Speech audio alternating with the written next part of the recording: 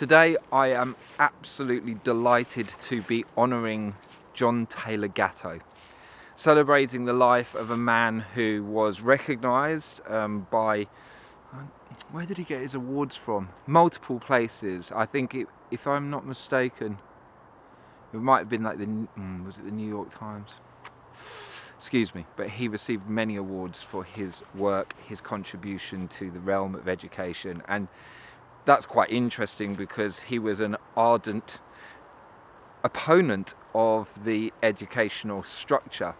He worked as a qualified teacher for many years until he realised how incapable he was of reaching students whilst remaining within the bounds of typical educational practice.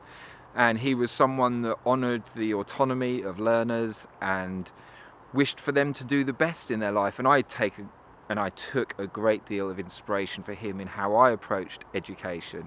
He believed that intelligence is something which is innate in everybody, and that intelligence is expressed through pursuing our natural inclinations, our natural curiosities, by putting us in contact with people. So rather than the classroom being the place in which we learn best, he advocated for people to get out there in the world and start pursuing projects of their own interest.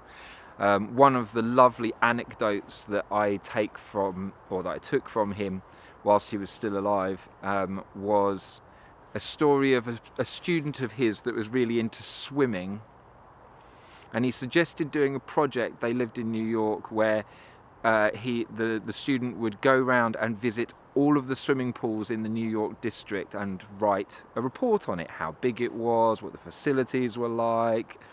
And he did this project over the course of a year and collected so much data and documented it so beautifully, writing a really interesting report, that finally the magazines got wind of it. The local papers and magazines wanted to use his material. He then got into negotiating with them, and instead of just handing it over and allowing someone else to put their name on it, he got himself a good price, and this ended up beginning the start of his journey into journalism and working as a writer.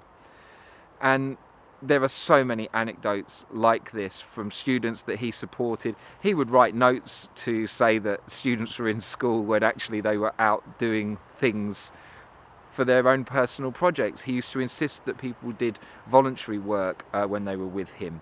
But through gaining so much trust, the interest that people had in him, that he was able to then work on, standard critical thinking and logical fallacies, and ended up developing, class after class of really, really astute students, working with people often from impoverished backgrounds, mixed classes where other people would have been struggling to keep order in the classroom, let alone end up developing line after line of incredible young people ready to enter the world and take their place and make a contribution, in touch with their own personal genius, their own unique style or talent. So I would like to take a moment to honour John Taylor Gatto. I highly recommend anybody who's got children, works with children, is thinking about having children, to watch the interview. Especially, there are many interviews with John Taylor Gatto and talks that you can find, but I believe that Tragedy and Hope did a particularly good interview with him, and they put up in amazing material on all sorts of people, and they offer, I believe, some educational services too, so do explore them. This is a moment, and I'm very happy to take an actual moment of silence today.